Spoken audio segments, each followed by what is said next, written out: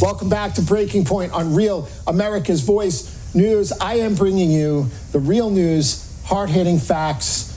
I don't want to depress everybody, but the blue states lead the country in unemployment. Surprise, surprise, right? All these blue states have these oppressive, tyrannical lockdowns. They're destroying people's mental health. Drug abuse is up. Suicides are up. Physical health, strokes, diabetes, heart attacks, breast cancer, not getting treated properly, dental infections. People are really hurting out there. Mental anguish in our children, not being in school in areas of New York still. This is insane. We are killing more people, and the cure cannot be worse than, the lockdowns are just terrible. So I want to bring to you, because for the rest of the country and other blue cities around the country, New York City is like an open sewer right now. You can't walk down the street, out of control. It's dystopian. And New York City was the center of the economic world and the most exciting place in the world forever. So I want to bring on with us right now Mike Zumbluskas. He's an independent. He's got the independence line. He was cross-endorsed by the GOP for New York State's 28th Senate District in New York. Welcome, Mike, to the show. Thank you. I appreciate it. You're absolutely right. This city has deteriorated very rapidly. I'm the 28th district basically runs from 94th Street on the east side from the river to the park, and I go all the way down to Union Square. Of course, it's gerrymandered, so parts of I don't have Stuyvesant Town, Cooper's Union, I've walked every part of this district day and night for the last 5-6 months. And every time I go out, it gets worse. You see stores boarded up. You see, you just see complete chaos in a lot of times because you have homeless all over the place. Last night, I was out at dinner after campaigning. 2 homeless people came into the restaurant. Of course, we're eating in the street, and we're asking for money. And then they start cursing at us because we didn't give them to them. It's like, it's just terrible.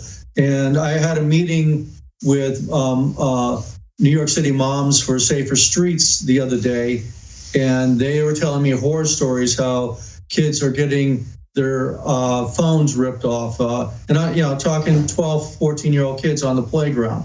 They're being attacked by homeless people, being robbed, threatened all the time. It's just unbelievable how bad it is. And my opponent, the current senator, Liz Krueger, in a debate on Monday night said, "Oh, crime's not that bad. It's just an illusion. It's like it's all in our heads." It's like, what? It might have went up a little bit, she said, and then she says it's all the police's fault, that they're not doing their jobs. It's the DA's fault because they're not keeping people in jail.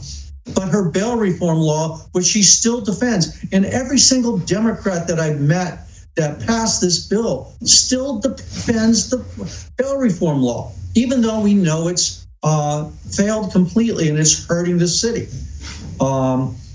It's chasing away businesses. It's, and the lockdown is even worse because restaurants can't survive with 25% indoors, and there's a lot of restaurants that don't have the sidewalk space that we're able to actually open up, and they just didn't get enough business through takeout. And businesses aren't back.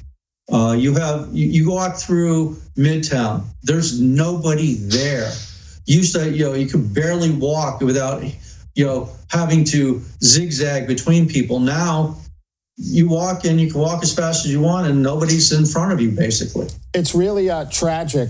I grew up going to Broadway and I saw every comedian there ever was. Rodney Dangerfield's just closed, right?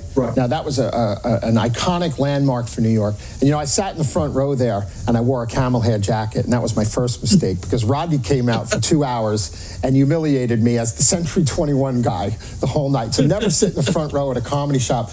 But the sad part is the comedy shops are all gone in New York City. They're all going to be gone. The theaters, there's no way we could wait till June to open up. So I met you at an event with John Katzimatidis and Rudy Giuliani and Curtis Sliwa, all of which may or may not run for mayor, coming up this year. We can't wait until next November to fix this. Do you see any hope on the horizon? And is anything going to happen to make this better? Believe it or not, I think the only way it's going to change is if the voters send a message by electing me and other Republicans to say, hey, enough's enough. And then the city council and everybody else that's trying to run for another office, and the mayors, people are running for mayor, will go, oh, maybe we pissed off the people too much. Maybe we put too much strain on them. This is what we have to do this is the only way that we can see change this year, is if the Republicans actually win a number of offices, take back the state Senate. So not just my district, but throughout the state, you need to throw these people out. They have no clue about reality. They live in fantasy land. They think they can raise taxes. Most of them, like my opponent, says, oh, it's up to the federal government to save us. We want that bailout package. Otherwise, we can't do anything. Well, that's the kind of thinking that's keeping New York down. We need to open up again. Let the ingenuity of the American people save this. I have a plan that will help start new companies up, new startups, whether it's in the tech industry or whether you want to go bake new cookies. Whether you want to open up a new car company or something, whatever it is. I want to start giving people tax breaks, reduce the regulations, because it could cost you $100,000, $150,000 with lawyers' fees just to start the business. And most people don't have that. New York City has, they say 20% unemployment right now. I know it's a lot higher than that. I bet you it's about 25. And they're not counting the illegal aliens. The illegal aliens in this city that they're supposed to be protecting. Now, I'm not for sanctuary cities, but the illegal aliens living in the city work at a lot of these restaurants, a lot of these low-end mom and pop shops that are closed. So they're getting devastated. American citizens are getting devastated. And a lot of the companies that kept people on, if this lock-on continues going along, even people that are working from home are going to be facing layoffs. So this is a message. Right. So this is a message nationwide, because the unemployment rate in California, Hawaii, Illinois, Massachusetts, New Jersey, New Mexico, Nevada, New York, Pennsylvania, and Rhode Island, all blue states, is averaging about 11, 12%. And in the red states, it's about 6%. This is really just an incredible thing that's going on. What I'm worried about is the sales tax revenue that's not going to come in the next quarter and the fiscal year for New York City. That's going to be completely devastating, because we haven't seen the effects of all these blue state lockdowns on the local economies yet, outside of punishing the business owners who are trying to survive and dole out their life savings. Is it going to be, how are they're going to have tax increases in the city and in New York State and these blue states, right? Well, that's what they're talking about, but tax increases are just going to chase more people away. A lot of, like they said, we'll just tax the rich more. But the rich, they were willing to pay. Some people moved out, but they were willing to pay it because they were in New York City. They had Broadway, they had the comedy shows, they can go to good restaurants. Even a lot of the top restaurants have closed down permanently. So, they were in New York City for the atmosphere, for, the camaraderie and everything else. That's not here now. Why not pick up and go to Florida, where you can actually entertain some more and everything? And these politicians, like I said, they will not fix this state. They'll make it worse. And we need to change it. Also, like you said on the sales tax, a big part of our sales tax came from tourists from around the world, from around the region and from this country.